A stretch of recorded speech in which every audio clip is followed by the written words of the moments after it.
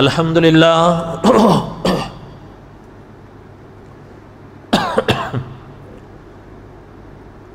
الحمد للہ نحمده ونستعینه ونستغفره ونؤمن به ونتوکل علیہ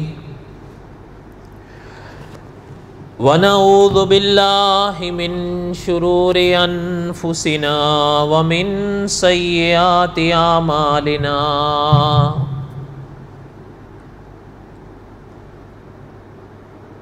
من يهده الله فلا مضل له ومن يضلله فلا هادي له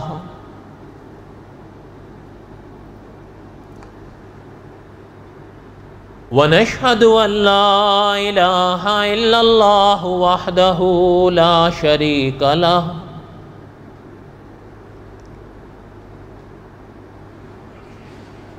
ونشهد أن سيدنا وسندنا ومولانا محمدا عبده ورسوله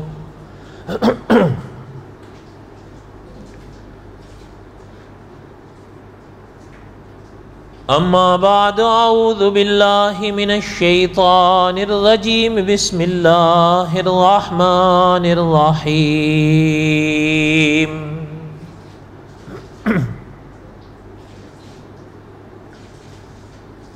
الف لام را تلك آیات الکتاب المبین تلك آیات الکتاب المبین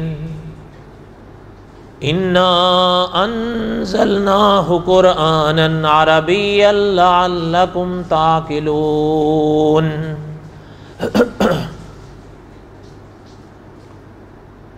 نحن نقص عليك أحسن القصص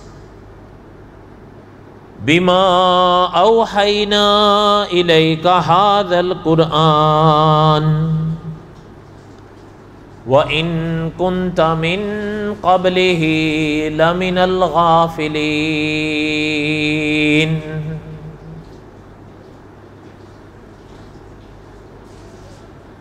وقال اللہ تعالی فی مقام آخر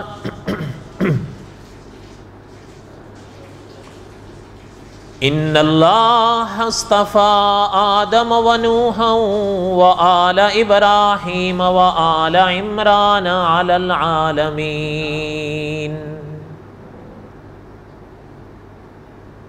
ذریۃ بعضها من بعض واللہ سمیع علیم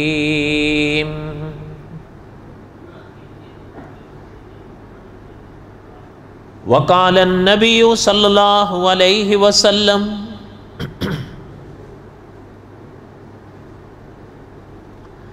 من یرد اللہ بہ خیرا یفقہ فی الدین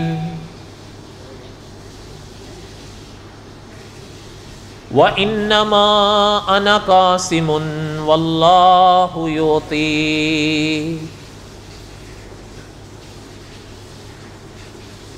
وقال النبي صلى الله عليه وسلم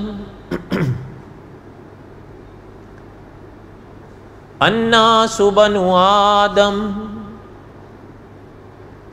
وآدم خلق من تراب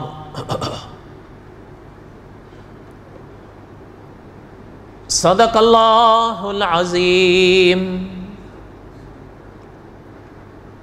وصدق رسولہ النبی الکریم ونحن على ذلك لمن الشاہدین والشاکرین والحمد للہ رب العالمین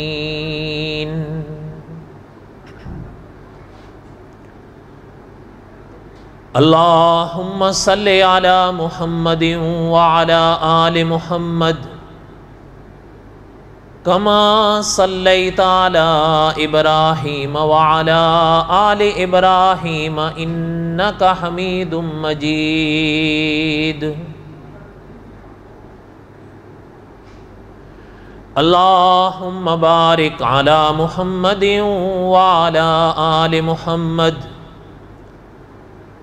کما بارکت علی ابراہیم وعلی آل ابراہیم انک حمید مجید۔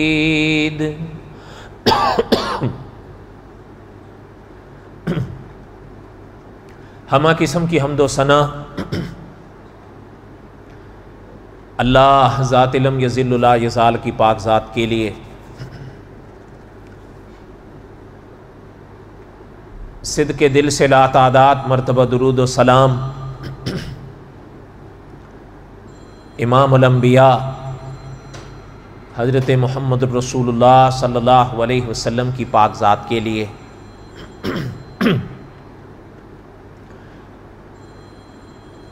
جمعے کے بیانات میں میں قصص الانبیاء علیہ السلام کے اسباق دہرا رہا تھا۔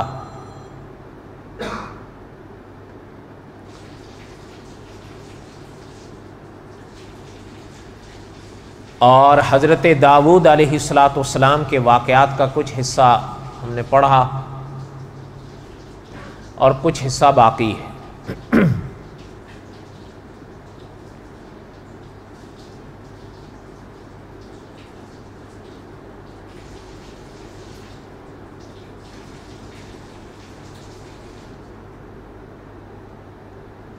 زیادہ تر ان دروس کی بنیاد مولانا عبد الرحمن صاحب رحمۃ اللہ علیہ کی کتاب تھی ہدایت کے چراغ، یا مولانا حفظ الرحمن سیوہاروی رحمۃ اللہ علیہ کی کتاب قصص القرآن سے لی ہم نے۔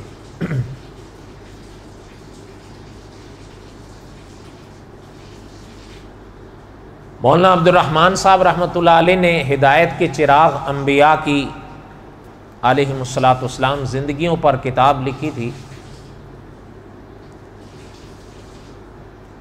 2 جلدوں میں۔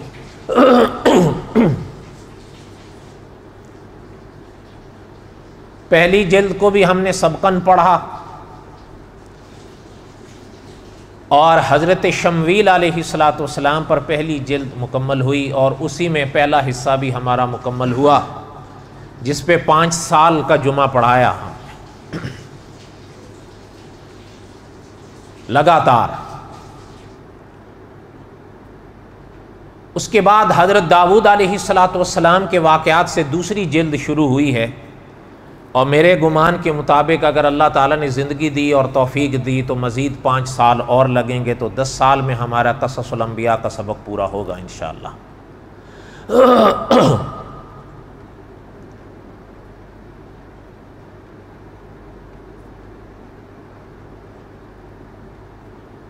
حضرت داؤد علیہ السلام کے واقعات میں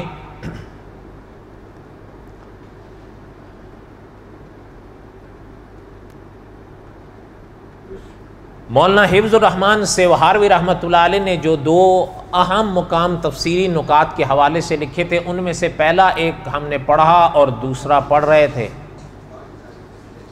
اس کے بعد پھر اللہ تعالیٰ نے اگر زندگی دی تو ہم واپس ہدایت کے چراغ کے مطابق چلیں گے انشاءاللہ۔ یہ میں نے یعنی آخری باب کو پہلے دہرایا چونکہ یہ مشکل تھا،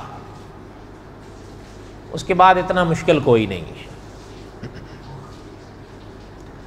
اور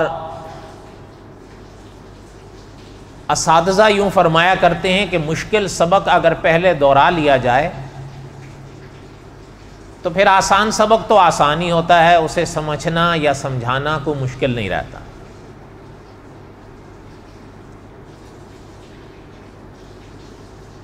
حضرت داؤد علیہ السلام کے واقعات کا تفسیری مقام کے لحاظ سے یا مولانا حفظ الرحمن سیوہاروی رحمۃ اللہ علیہ کے لحاظ سے دوسرا نقطہ ہم پڑھ رہے تھے،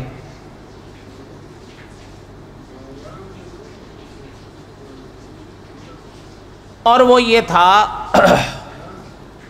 پہلا جو محراب والا واقعہ تھا وہ بھی قرآن پاک میں ہے، دوسرا واقعہ ایک کھیتی والا واقعہ ہے وہ بھی قرآن پاک میں ہے۔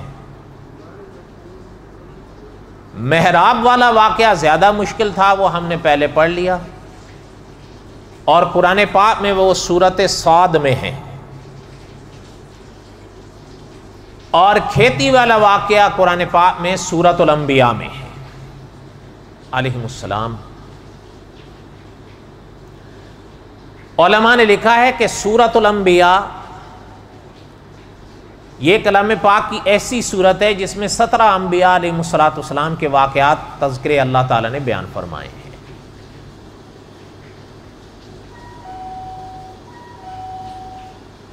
خدا کے جو نیک بندے ہوتے ہیں ان کے واقعات میں ایسے ایسے اسباق ہوتے ہیں کہ اگر انسان ان کو سنے تو انسان کے دل کی کائنات بدلتی ہے۔ اگر انسان کے دل کی کائنات بدل گئی تو سمجھو انسان بدل گیا۔ ان واقعات میں بڑا نور ہے۔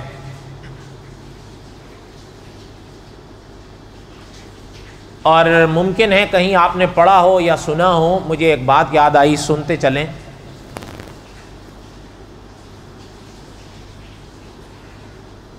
قاری طیب صاحب رحمۃ اللہ علیہ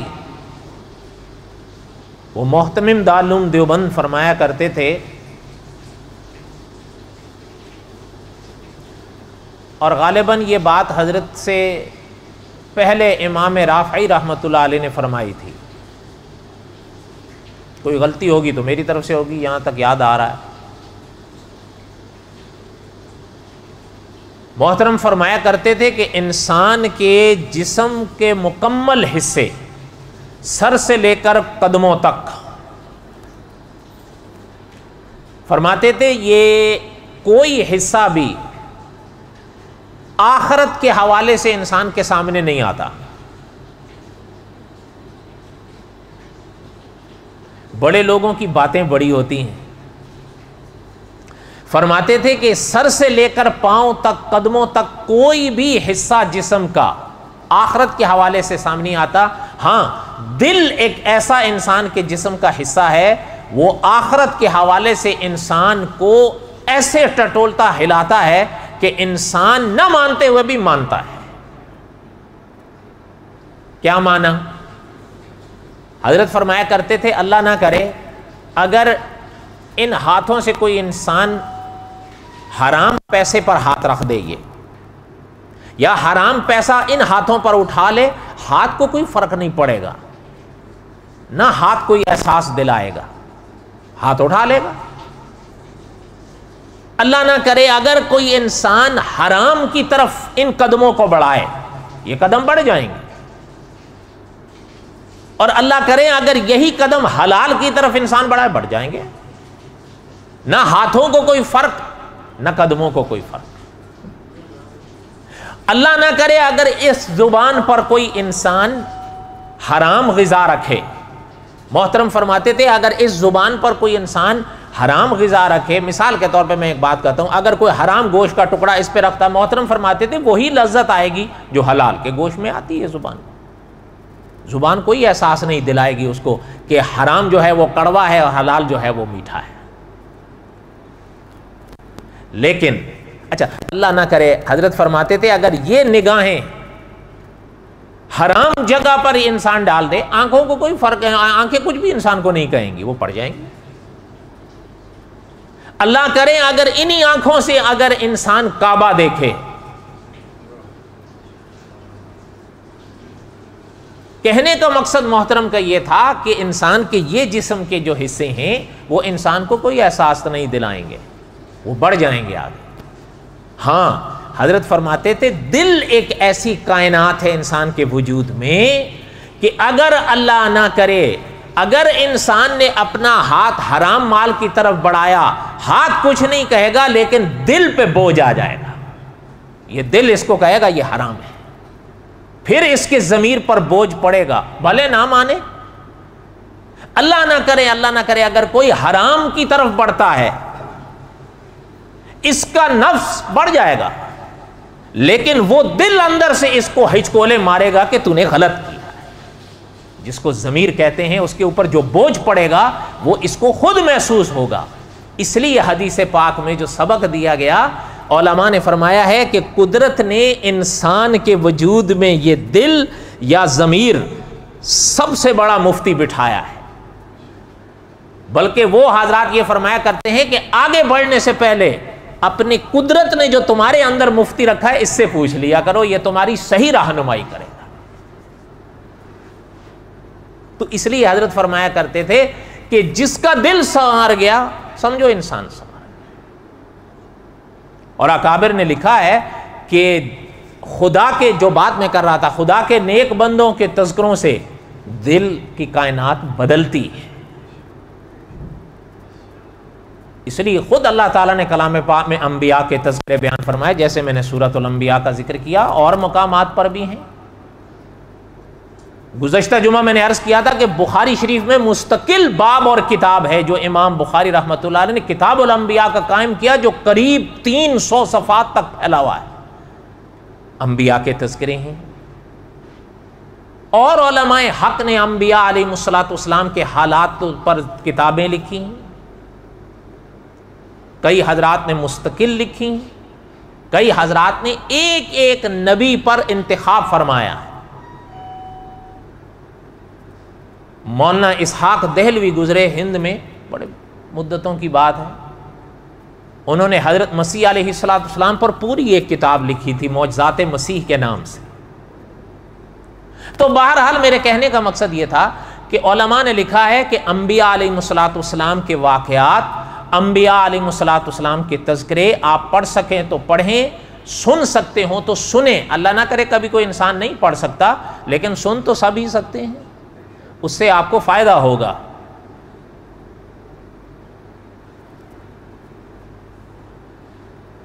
تو بات جو عرض کر رہا تھا گزشتہ جمعہ حضرت داؤد علیہ السلام کے اس کھیتے والی واقعے کی جو قرآن پاک میں ہے۔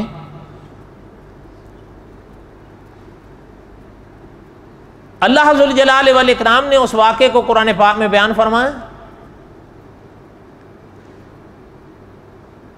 وَدَاوُودَ وَسُلَيْمَانَ اِذْ يَحْكُمَانِ فِي الْحَرْثِ۔ اللہ ذوالجلال والاکرام نے حضرت داؤد اور حضرت سلیمان کو اس پاک آیت میں اکٹھا فرمایا۔ اور میں نے عرض کیا تھا یہ حضرت داؤد والد ہیں، حضرت سلیمان بیٹے ہیں۔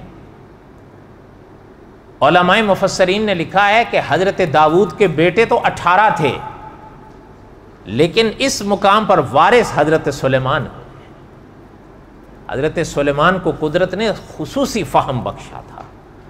انشاءاللہ آگے حضرت داؤد علیہ السلام کے واقعات کے بعد حضرت سلیمان کے واقعات آ رہے ہیں، انشاءاللہ پھر مستقل پڑھیں گے حضرت کے واقعات۔ اللہ تعالیٰ آپ کو یہ شہر دکھائیں، آج بھی وہاں حضرت سلیمان کی بڑی یادیں ہیں، اس لیے کہ یہ شہر تھا حضرت سلیمان کا نا، حضرت داؤد کا، حضرت سلیمان کا یہ شہر تھا۔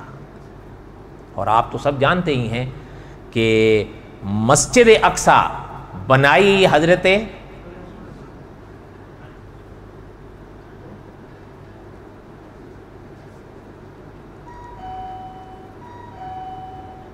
فرمایا وَدَاوُودَ وَسُلَيْمَانَ اِذْ يَحْكُمَانِ فِي الْحَرْثِ اِذْ نَفَشَتْ فِيهِ غَنَمُ الْقَوْمِ۔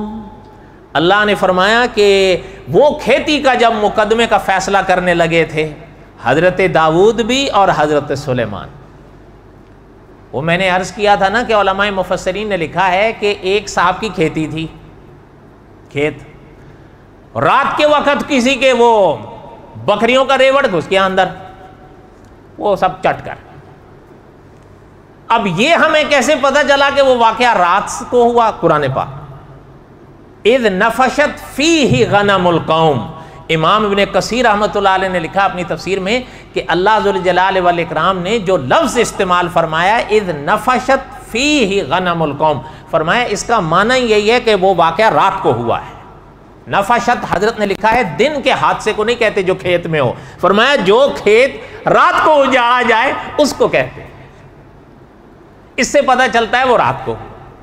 اچھا ایک یہ چیز، دوسری یہ بھی چیز ہے کہ علماء نے لکھا ہے کہ انبیاء علیہ السلام کا مسلک یا سرور کونین صلی اللہ علیہ وسلم کے پاک فرامین سے پتہ چلتا ہے، امام شافعی رحمۃ اللہ علیہ فرماتے تھے کہ اگر دن کو کوئی حرکت بکریوں نے کی ہوتی نا، پھر کھیت والا جانے اور اس کا مالک جانے،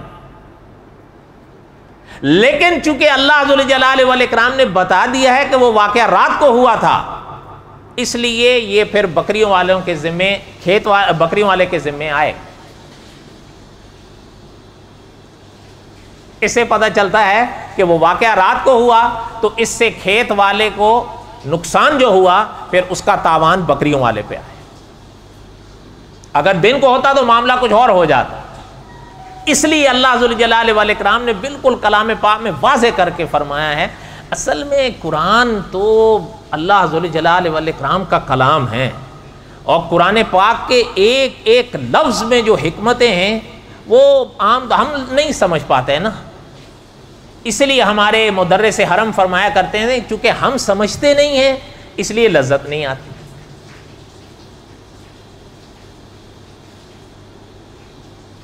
تو بہرحال اللہ ذو الجلال والاکرام نے فرمایا کہ اس کی کھیتی کو رات کو تباہ کر دیا انہوں نے، جب دیکھا وہ تو سب گیا، ملیا میٹ ہوا۔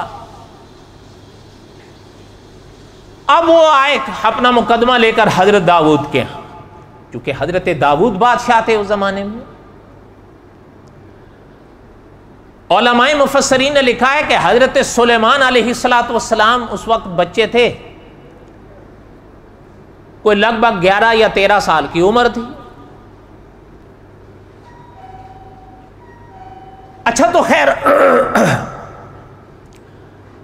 حضرت داؤد علیہ السلام کے پاس وہ مقدمہ لیا، مدعی کہا میرا کھیت تھا، یہ تو اس کی بکریوں نے سب چٹ کر دیا۔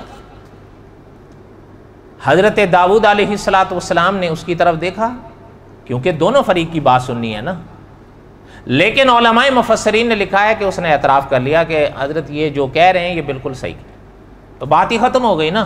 اب تو جب اقبال ہو گیا، اقرار ہو گیا تو بات ختم ہوئی، پھر تو نہ گواہوں کا مسئلہ رہا اور نہ کوئی ثبوت کا مسئلہ رہے۔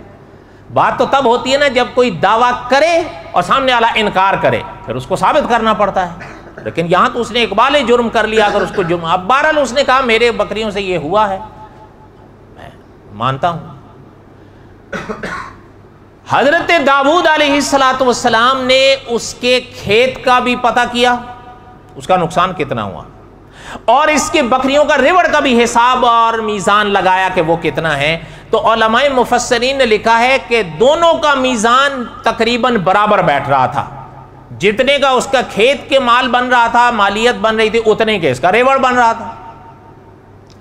حضرت داؤد علیہ السلام نے فرمایا کہ دیکھو اگر جب یہ بات ہے تو تم مانتے ہو کہ ایسا ہوا؟ کہا ہاں جی بالکل، میں کیسے انکار کروں، تو صحیح بات کہہ رہا ہے وہ، بکریاں بھی میری تھیں، کھیت بھی اس کی تھا، اس کا کھیت ہرا بھرا بھی تھا، وہ بس بکریاں گھس گئیں، آ گئیں چٹ کر گئیں۔ اور یہ یاد رہے کہ چونکہ میں نے پہلے عرض کیا نا کہ کلام پاک میں اللہ نے خود فرمایا کہ یہ واقعہ رات کا ہے۔ وَدَاوُودَ وَسُلَيْمَانَ إِذْ يَحْكُمَانِ فِي الْحَرْثِ إِذْ نَفَشَتْ فِيهِ غَنَمُ الْقَوْمِ وَكُنَّا لِحُكْمِهِمْ شَاهِدِينَ۔ اللہ نے فرمایا جب حضرت داؤد اور حضرت سلیمان اس مقدمے کا فیصلہ کر رہے تھے، ہم وہاں موجود تھے۔ فَفَحَّمْنَاهَا سُلَيْمَانَ، اللہ نے فرمایا ہم نے خصوصی فہم حضرت سلیمان کو بخشا۔ وَكُلًّا آتَيْنَا حُكْمًا وَعِلْمًا، اللہ نے فرمایا کہ ہاں خصوصی فہم اس موقع پر حضرت سلیمان کو بخشا، لیکن حکمت و علم ہم نے حضرت داؤد اور حضرت سلیمان دونوں کو دیا تھا۔ خصوصیات اپنی اپنی ہوتی۔ اچھا جب یہ مسئلہ ہوا، انہوں نے کہا جی میں مانتا ہوں، اور چونکہ رات کا ہوا اس لیے امام شافعی رحمۃ اللہ علیہ فرماتے تھے کہ اس پر تاوان آتا تھا۔ بات کیا تھی کہ حضرت امام شافعی رحمۃ اللہ علیہ فرماتے تھے رات کے وقت اس کی ذمہ داری تھی کہ اپنے ریوڑ کی نگہبانی کرتا، ان کو باندھ کے رکھتا، قابو میں رکھتا، یہ تھوڑا کھلا چھوڑ دیا وہ جا کے ادھر گھس گئے، تو اس پہ تو تاوان آنا ہی آنا تھا۔ تاوان سمجھتے ہیں آپ کی زبان میں کیا کہتے ہیں؟ جرمانہ۔ حضرت سلیمان علیہ السلام، اچھا حضرت داؤد علیہ السلام نے جب بات کو بالکل صاف کر دیا نا تو محترم نے فرمایا بھائی دیکھو تمہارے ریوڑ تھا، اس کی کھیتی تھی وہ برباد ہوئی تو ہاں جی حضرت داؤد علیہ السلام نے فرمایا کہ اس کی جو مالیت ہے کھیت کی وہ اور تمہارے ریوڑ کی مالیت ایک برابر ہے، اس لیے ہمارا فیصلہ یہ ہے کہ چونکہ اس کی کھیتی برباد ہوئی ہے اس تاوان کو تمہارے ریوڑ سے بدلا جائے گا، تمہارا ساری بکریاں اس کی۔ سمجھ آئی بات؟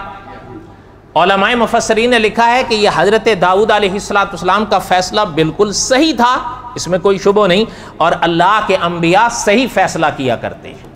اچھا بعض علماء نے آگے جو انشاءاللہ حضرت سلیمان کا واقعہ آ رہا ہے اس کے حوالے سے لکھا ہے کہ ابھی تک حضرت داؤد نے فیصلہ نہیں کیا تھا، صرف ایک رائے کا اظہار کیا، لیکن علماء محققین نے لکھا ہے کہ نہیں یہ بات نہیں، وہ حضرت داؤد کا فیصلہ ہی تھا۔ اصل بات یہ ہے کہ چونکہ آگے حضرت سلیمان نے کچھ اور رائے دی تھی اور قرآن پاک میں اللہ نے صاف فرما دیا فَفَحَّمْنَاهَا سلیمان، تو اب وہ حضرت داؤد کے فیصلے کو چھوڑنا پڑ رہا ہے، تو وہ سوچتے ہیں بھئی یار پھر یہ، اس لیے مولانا حفظ الرحمان سیوہاروی رحمۃ اللہ علیہ نے لکھا ہے کہ اس مقام کو بھی مشکل بنا دیا یا سمجھ لیا گیا ہے کہ وہ سوچتے ہیں اب حضرت داؤد کا فیصلہ حضرت سلیمان کے فیصلے سے بدل رہا ہے، اور پھر حضرت سلیمان کے فیصلے کے لیے اللہ فرما رہے فَفَحَّمْنَاهَا سلیمان، تو حضرت داؤد والد تھے نا اور حضرت سلیمان بیٹے تھے، اب ان کے آگے یہ بات آ رہی کہ یہ او بھائی خصوصیات ہوتی ہیں، یہ کو معنی نہیں ہے دوسرا جو تمہارے ذہن میں آ رہا ہے۔ اللہ ذوالجلال والاکرام نے خصوصی فہم حضرت سلیمان کو بخشا، ساتھ اللہ آگے جو فرما رہے ہیں وَكُلًّا آتَيْنَا حُكْمًا وَعِلْمًا، حکمت اور علم ہم نے دونوں کو بخشے تھے۔ بات سمجھ آئی؟ اچھا ایک یہ چیز دیکھیں نا آپ سمجھے کریں،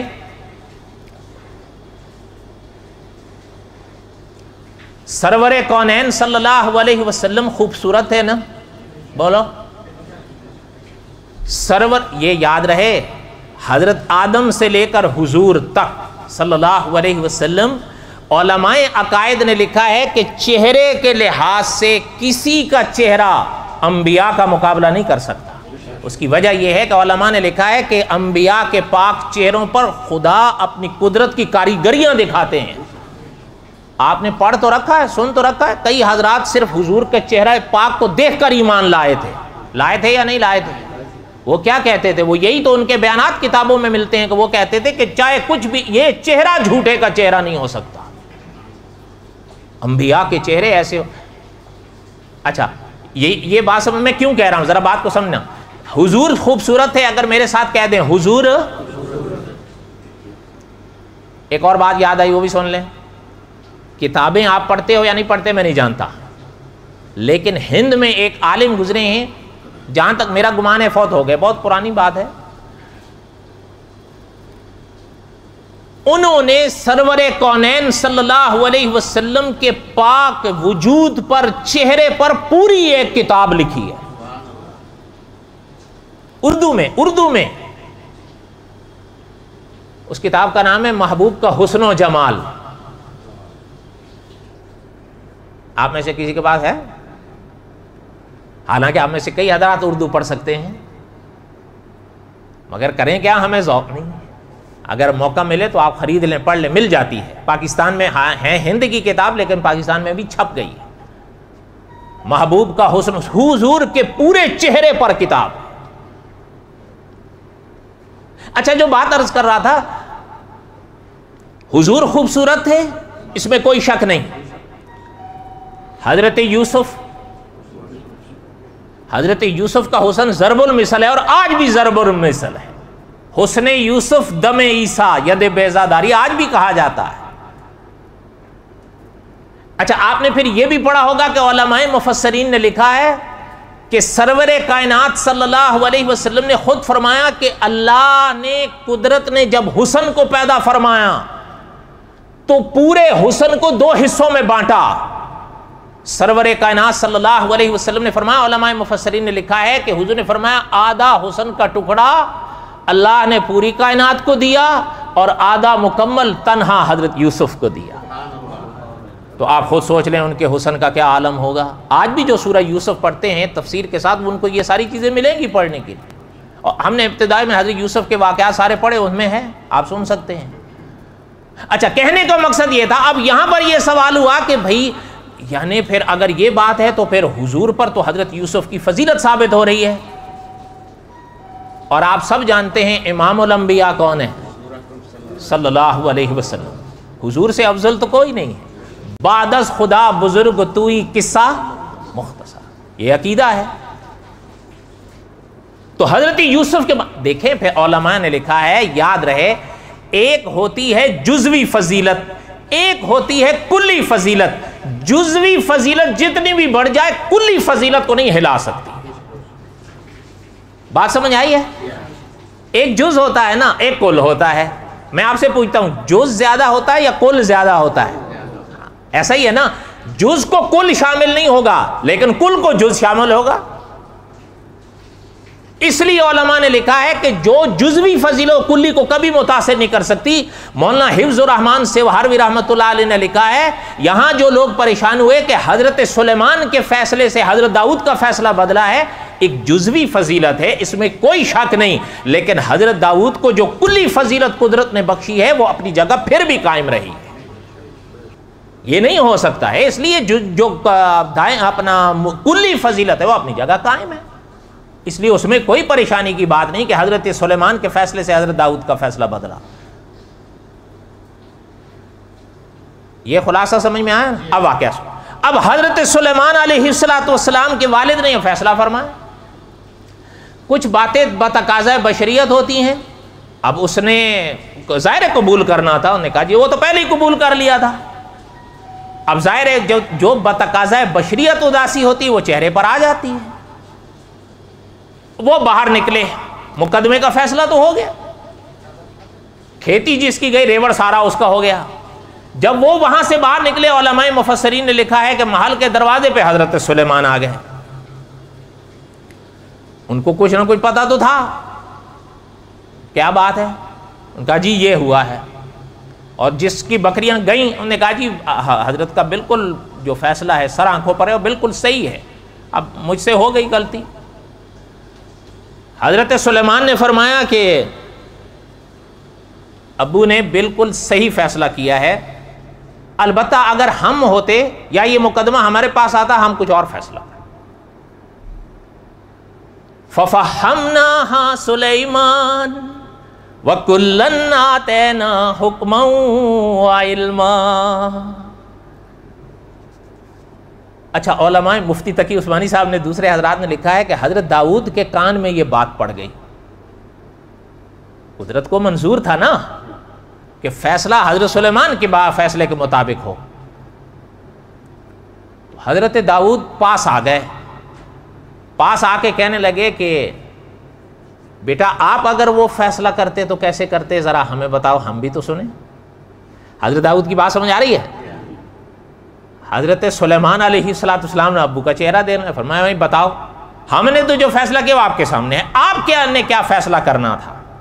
حضرت سلیمان علیہ السلام نے فرمایا کہ ابو ہم نے یہ فیصلہ کرنا تھا کہ اس کی تو کھیت اجڑ گیا, اب ریوڑ اس کا ہو گیا, اس کی تو مکمل جو ہے نقصان ہو گیا, اور یہ مان بھی رہا ہے ہو گیا, اب جانور تھے. میرے سپرد اگر یہ مقدمہ ہوتا تو میں نے یہ فیصلہ کرنا تھا کہ ریوڑ جو ہیں اس کے حوالے کریں, لیکن وقتی طور پر کریں, دائمی طور پر نہیں. کیا مانا یہ ہے کہ وہ اپنے پاس رکھے اس کے ریوڑ, مستقل طور پر نہ رکھے کہ وہ اپنے سمجھ لے, ہاں عارضی طور پر اس کے پاس رہیں, وہ فائدہ بھی اٹھائے, ان کے دودھ کو استعمال کرے, ان سے فائدہ اٹھائے, لیکن وہ کھیت جو اجڑا ہے وہ اس کے حوالے کریں آپ, کہ وہ کھیت اس کو پھر سے یہ آباد کرے. اس کو جیسے ہی اپنی اس حالت پر آ جائے وہ کھیت جس پر تباہ ہوا ہے, یہ کھیت اس کے حوالے کرے, اپنے ریوڑ واپس لے. پھر نقصان دونوں, پھر کسی کا نقصان نہیں ہوگا, وقتی جو ہو گیا ہو گیا. فَفَحَّمْنَاهَا سُلَيْمَانَ, اللہ نے فرمایا ہم نے اس موقع پر خصوصی فہم حضرت سلیمان کو دی. وَكُلًّا آتَيْنَا حُكْمًا وَعِلْمًا, حضرت داؤد نے اپنے فیصلے کو حضرت سلیمان کے فیصلے سے بدل دی. حضرت داؤد تھے. اس لیے تو بات کو یہ کہ جی حضرت سلیمان، بھائی حضرت سلیمان کا فیصلہ ہے، حضرت داؤد خود موجود ہیں. جب محترم نے سمجھ لیا کہ فیصلہ وہ صحیح ہے لیکن حضرت سلیمان کا فیصلہ بہتر ہے، اس لیے علماء نے لکھا ہے علمی اصطلاح میں حضرت داؤد کا فیصلہ قیاسی تھا، لیکن علمی اصطلاح میں حضرت سلیمان کا فیصلہ استحسانی تھا، اس لیے اس کے مطابق حضرت داؤد نے فیصلہ کیا. بات سمجھ آئی آپ کو؟ اب اس کے بعد بقیہ انشاءاللہ 2 ہفتے بعد وما علینا الا البلاغ المبین سنت ہے.